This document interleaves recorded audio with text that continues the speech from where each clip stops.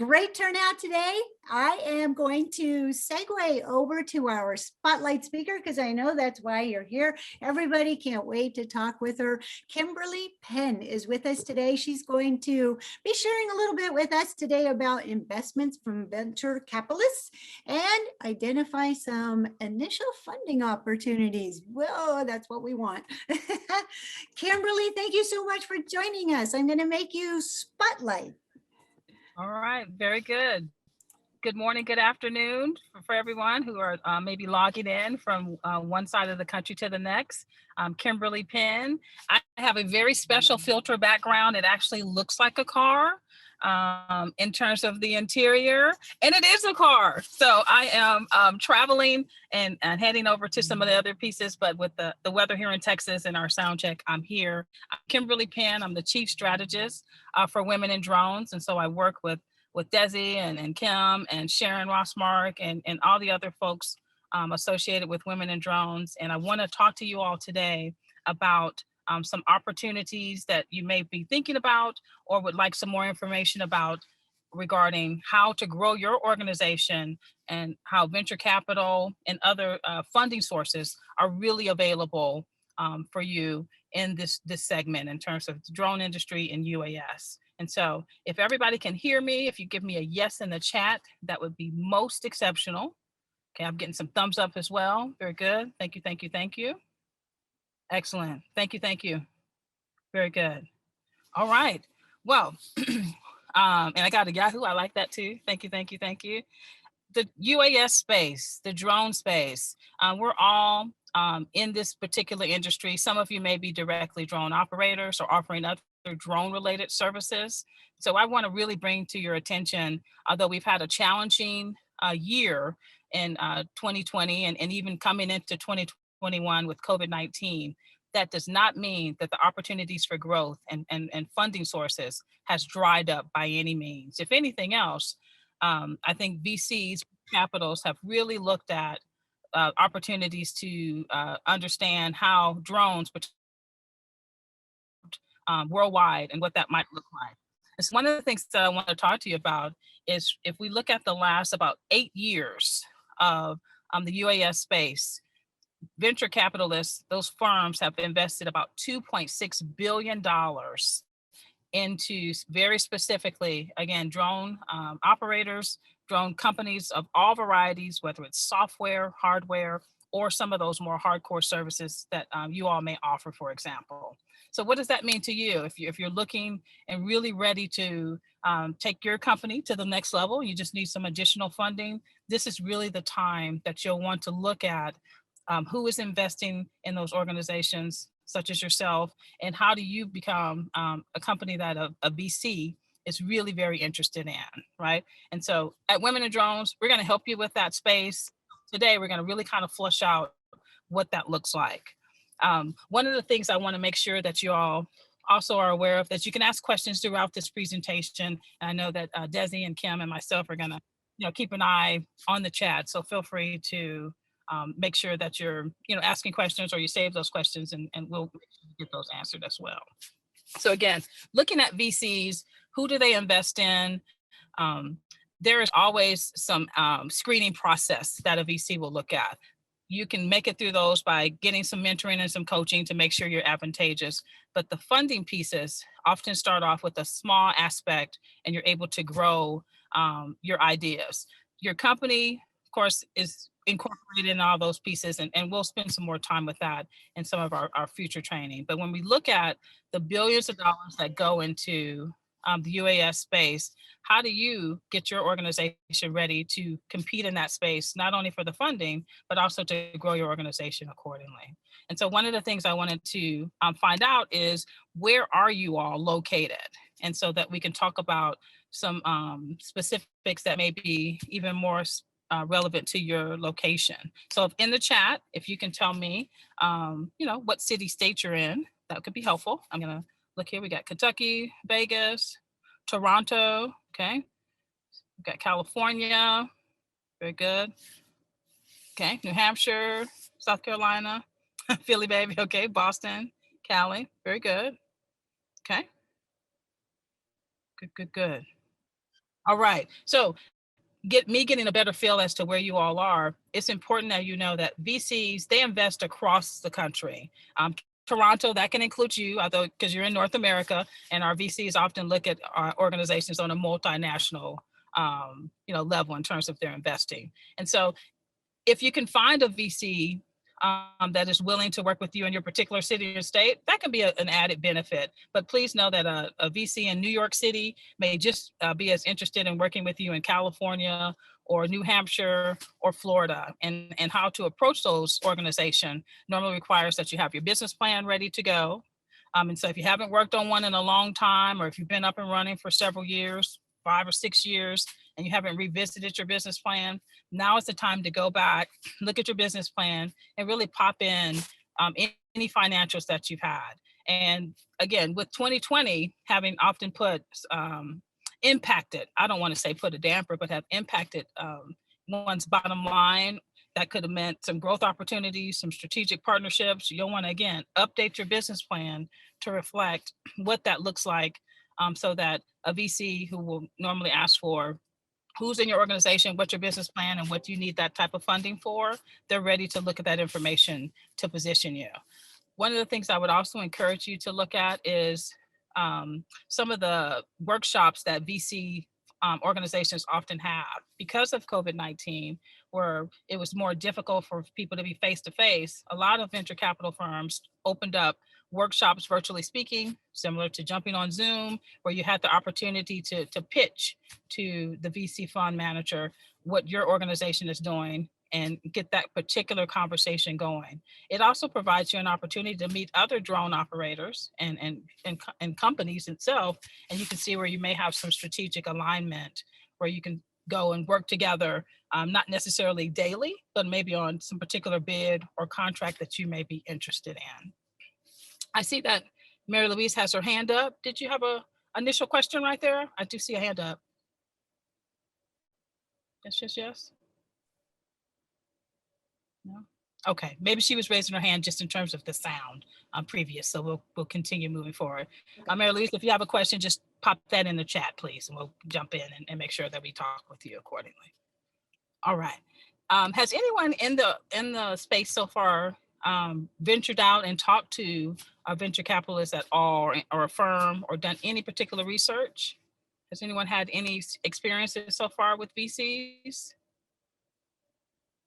Okay, got some notes. No? Anybody else?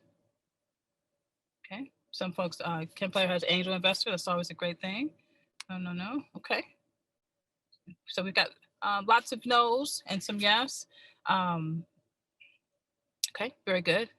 Okay, so please know that VCs are in the business of making money, right? They invest money so that they're able to get some return.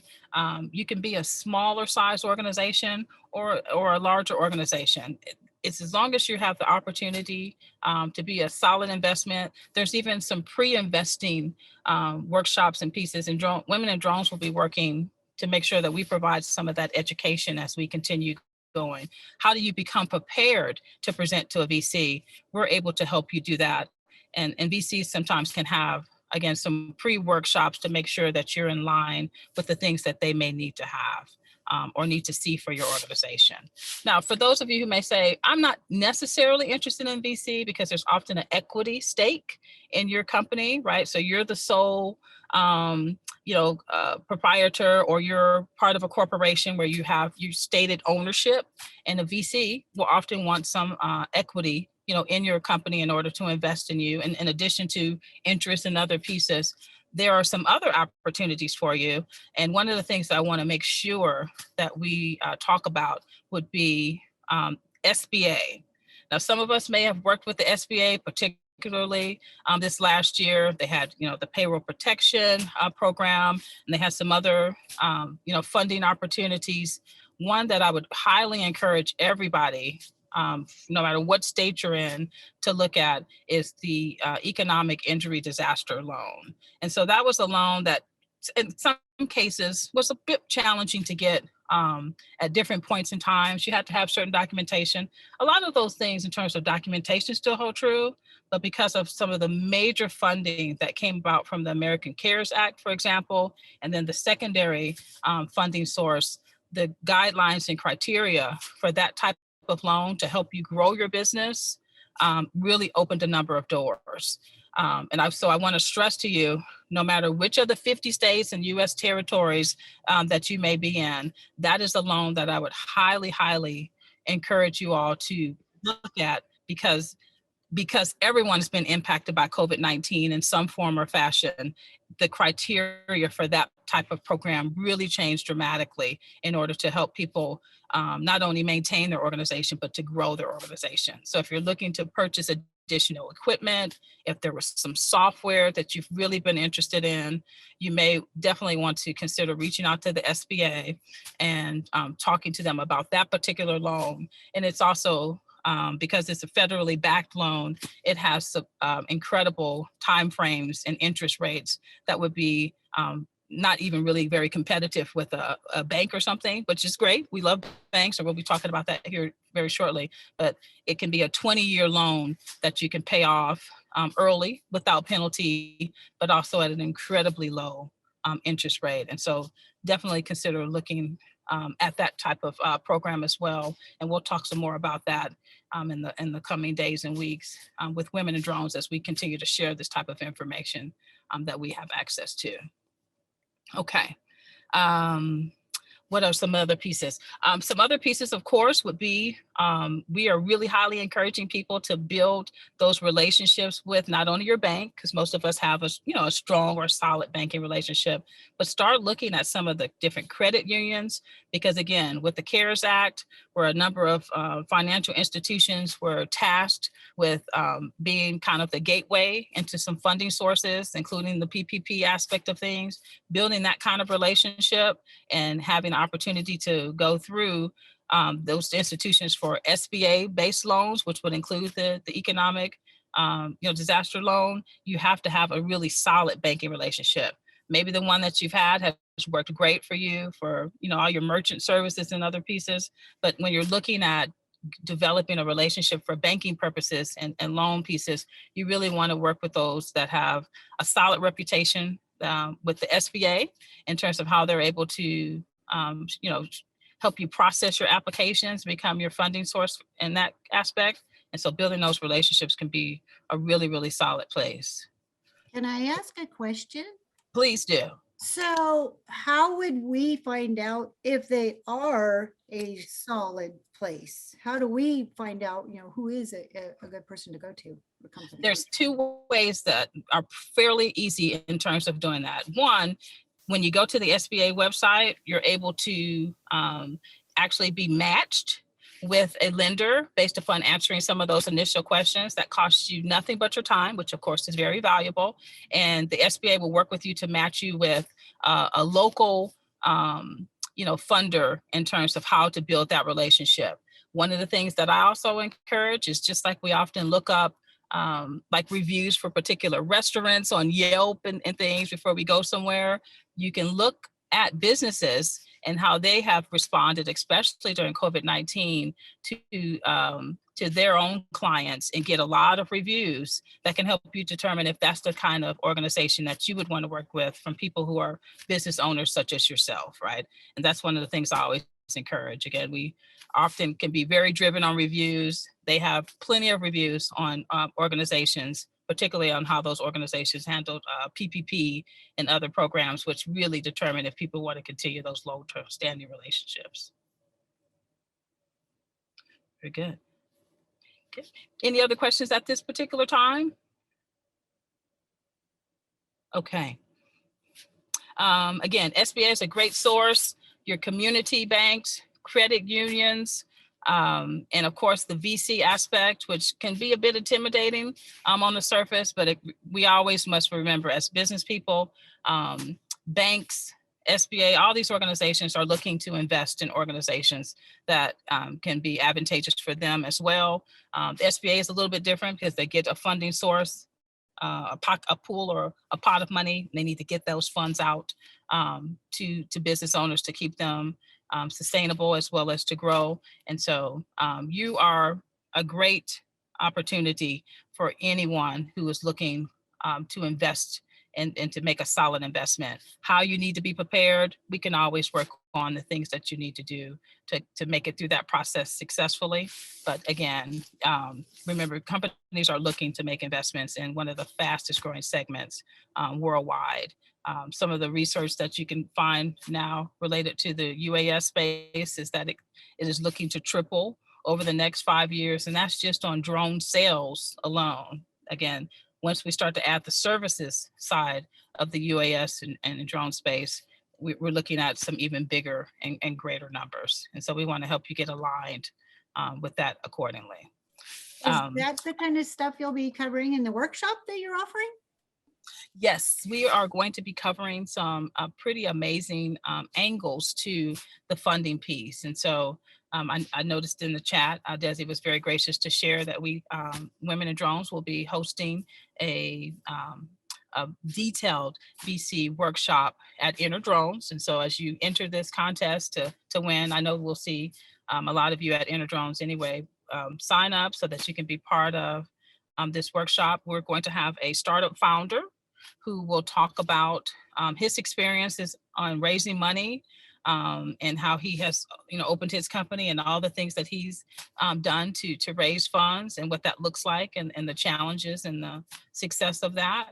We will have a banker from a national bank who will talk about how they invest in very specifically the UAS space and small to medium-sized businesses and what you'll need to do to build that type of relationship. And so you'll have access to that particular individual. We'll have an aviation insurance agent, and that's really important for any type of loan in this business that we're all in. Being insured properly is always one of those critical steps that any investor will be looking at. And so developing that strong relationship with whoever you may be insured with. In this case, you'll have the opportunity to hear how this company often looks at helping people with the funding and the documentation and things that they may require so that they're able to give you the type of certificates and things that you need to have. And we're going to add some other folks in terms of crowdfunding. That's a really popular thing that you may hear about. Maybe you've even participated in crowdfunding where you present your business opportunity to either key or select investors or to the public in general. And people can make a decision on investing in your organization and what that process would look like. We're actually going to have the founder of a crowdsourcing company that tells you how to go about doing that and what is it that you would offer people in exchange for this type of investment. And so that's some of the folks that will be present, and I'll be moderating that and asking some questions to get us in the right place. So if somebody was just getting started in this direction, what would be some advice that you would have for just starting out, collecting the information? Some of the advice that I would have is to just some of that initial piece would be making sure that all of your incorporation pieces are up to date and that you're registered with the state that you're operating in. And so that investors can do the research and due diligence that they would need to be able to do.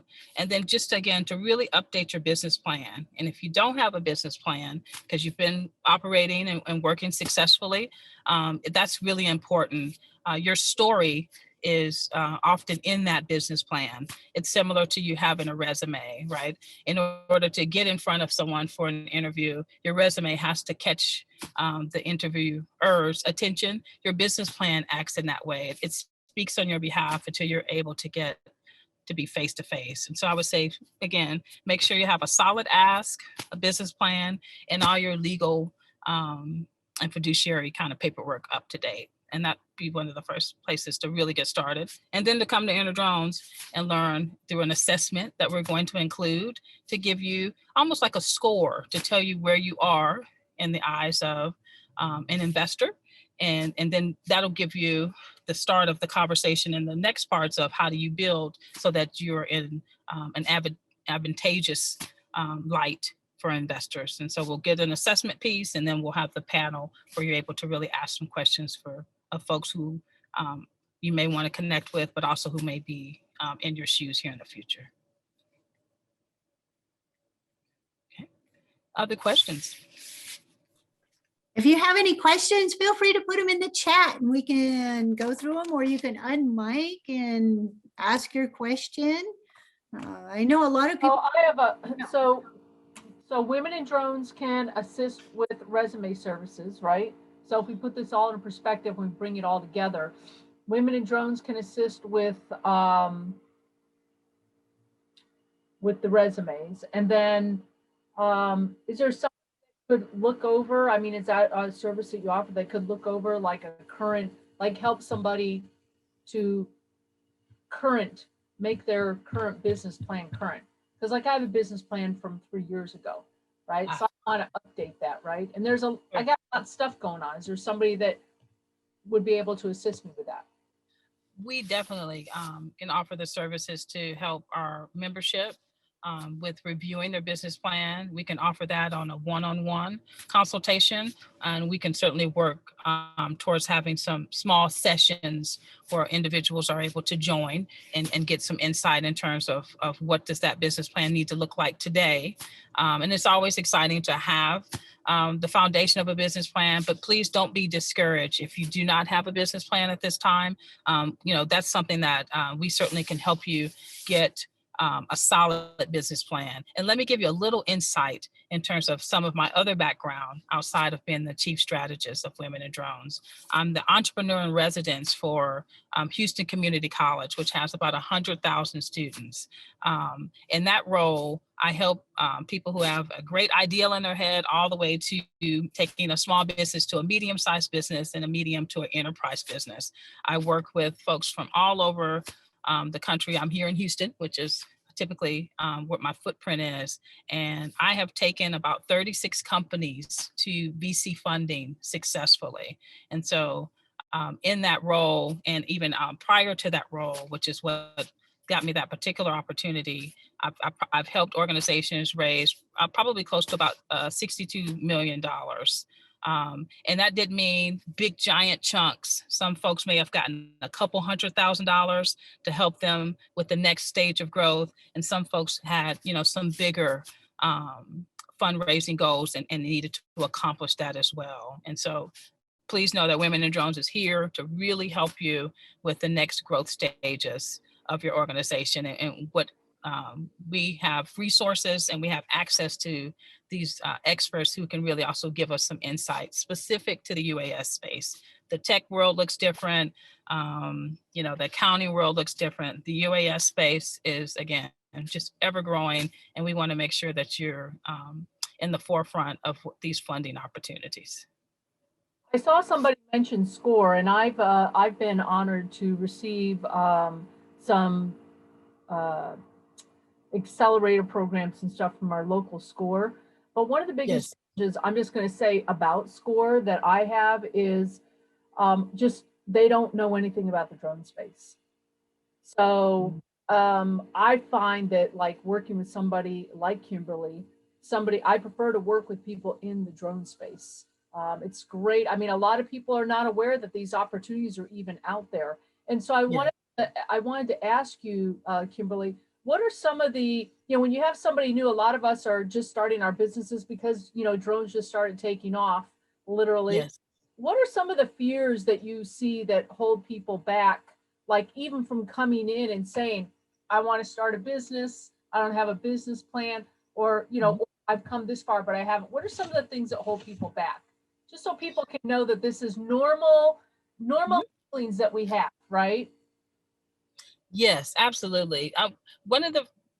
Oftentimes our what we may be nervous about is just a lack of knowing what a process looks like, right? Yep. And so there are so many resources. You can certainly start online, just kind of looking at what some programs would look like. And you say, you know what, I understood 50% of what was asked of me. And obviously I have some other work to do on some other pieces, but the confidence piece just comes from asking for some help. there are so many organizations, Women in Drones one, there's many, many other organizations that are looking to mentor and to help you grow your organization. Some of these organizations have some fees associated with that growth, but they have some proven results. Others have, like SCORE, who I've done plenty of work with, not, here in Houston, for example. They get you started and then they move you over towards what a mentor or a coach can help you with. And so I can understand that it's scary. I've started several companies. One of those companies failed. I'm never embarrassed to say that because that's just part of being an entrepreneur at times. But asking for help is always the key to your growth. And that'll lead you down the road to mentors and other pieces. But just, say, this is what I do know. And sometimes I don't even know what I don't know. But I'm here to, take some coursework or to get online and start working on my business plan. They've got great software. We're going to introduce you all to some of those, tools and resources that'll help you move in the right direction. But it's okay to be scared. I always tell people it's more important that you're brave, right? That's the part that's really, really key, and has been probably the key to your very success to get you even here today, is that you've been scared plenty of times. You've been brave more than that. And that's really, really an important piece.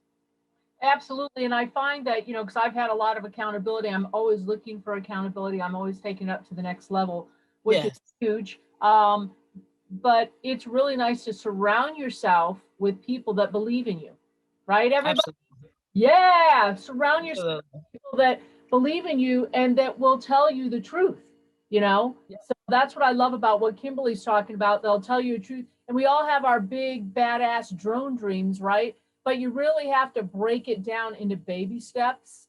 As I'm learning, I have these big ideas, but to break it down into baby steps, to be able to break through the processes and implement, that drone dream really can come true. But it definitely is a process that you have to find a way to enjoy. Yes, absolutely. And if you have great mentors, then you enjoy the process more, right, Kimberly? You can, absolutely. Mentors who have had success and failure, that way they can share some of those aspects with you. Now, remember, a mentor is different from a coach. A coach helps you with a very specific professional goal, and that level of accountability is there. A mentor shares some of their experiences and helps you throw off ideas. They're there to listen and to help you with feedback. They don't tell you exactly what to do, right? Because that's their journey and not yours. And so that's a really, really important piece. And Johnny, I can understand being terrified. You're entering into a big space, and growth can be painful. But, we're going to be here to support you and to make sure that as you're growing through this process, that you've got some comfort in knowing that many others have had that same experience or something similar. And we're happy to share that knowledge with you. So what you're saying, Kimberly, is no pain, no gain?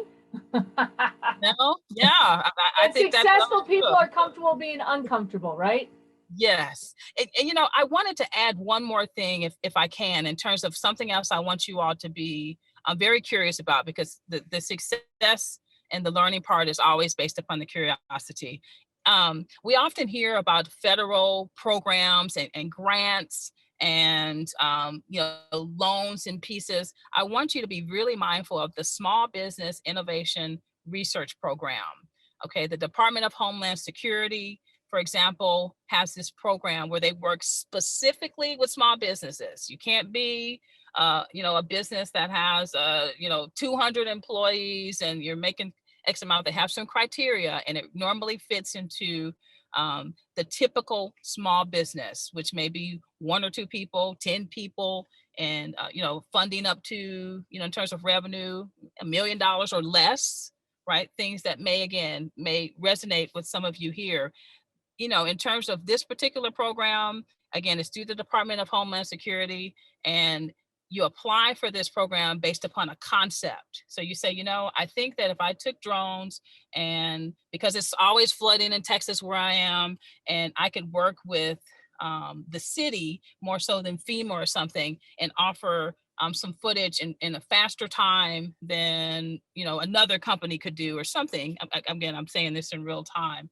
You can get a $50,000 proof of concept grant from the Department of Homeland Security. They don't want any equity. They're not trying to say, well, hey, You know, you've got to turn your company or something over. They say, give us your idea. We're going to give you $50,000 to prove if your idea might actually work.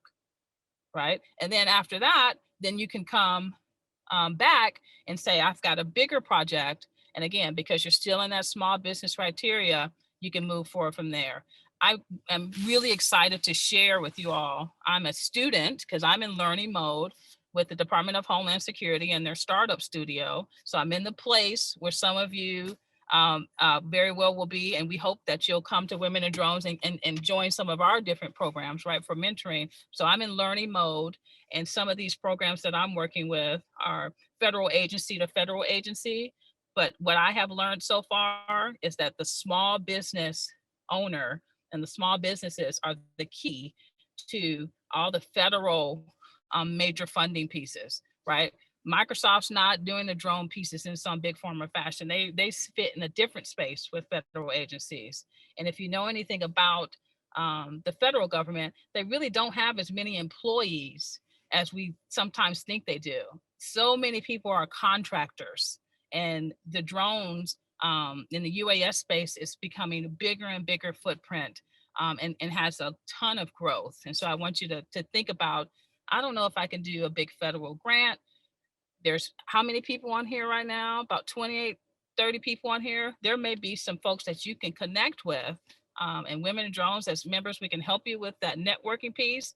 And you say, let's go after some of these big bids. But before we can do that, let's get our business plans worked out, or let's create a new one as a coalition of some sort. And let's go and get ready and get well funded so that we can compete with some of the bigger girls and guys out there, because they started where you started. No company ever started as this huge, you know, multi-billion-dollar company. They started with a couple of people and grew and grew and grew from there. And so we're happy to help you with some of those experiences as well. Isn't that exciting, everybody? Oh my gosh, that's awesome. It's wicked exciting. Woo! I want to be one of those big girls. Oh yeah, You already are in training. You're going to get there. Absolutely. So I have a question for you. I am just still in the mode of learning how to master the aircraft.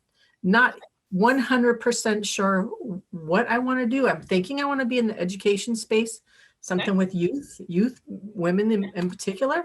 Yeah. At what point do I need to consider, again, I'm still learning and don't even have a focus to set up some kind of like a LLC, or because you don't really need, you know, it'd be a sole proprietor. What would be the best way to establish it? And at what point do I need to do it? Because I don't really have like a cool name yet. And I don't want that to be the obstacle because I do need a badass name, but you know, I think that's an excellent question, because that sometimes those first couple of steps that we take are really the scariest parts that we do. And then from there, we start to continue to take the steps and participate in different pieces. One of the things that I would ask you to consider is that if you want to work with youth, you're probably going to need to work with a school district or some type of other nonprofit that works specifically with youth, like after school program, summer camps. I do. I have one called Girls at Work. I volunteer with them all, and she's dying for me to feel ready to bring that in there. But I do want to still keep some autonomy in that, if I wanted to do it with, the organization is called Girls at Work, but I might want to bring it over to Girls Inc. or, somewhere else. So I want to have kind of my own GM too. Absolutely. And so one of the things that you'll want to do is understand how their funding cycles work, right? Because oftentimes, like a school district or Girls Inc. or one of the other organizations, they may fill out grants and they use that for a particular calendar year or period of time. And so in order for you to introduce your program so that they're able to say, sure, we'd love to hire you to participate in the summer program, for example, or after school program, they may not be able to do that in the middle of the year. So you'll want to spend some time with the organization that you're already volunteering, so they know you have a vested interest in them, and say, I'm really interested in doing some contract work or some other program work you as I develop pieces. What does that timeline look like for you? Do you need 6 months notice, 3 months notice? Do you need to put me in your 2022 budget now so that although I still have things that I need to work out and get ready to like send you an invoice, which could be way down the road, what does that time frame look like for you? I can tell you school districts are very similar to that as well. School starts in August or September.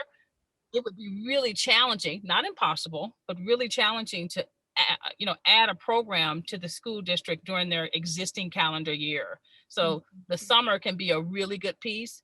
Anytime can be, but what you do in the fall may not come into fruition until summer, for example. Okay. And so understanding their business cycles and their funding cycles will then allow you to say, okay, looks like I've got about 60, 90 days to really get all my paperwork in order so that I can jointly talk to them about having a program, for example. Does that make sense?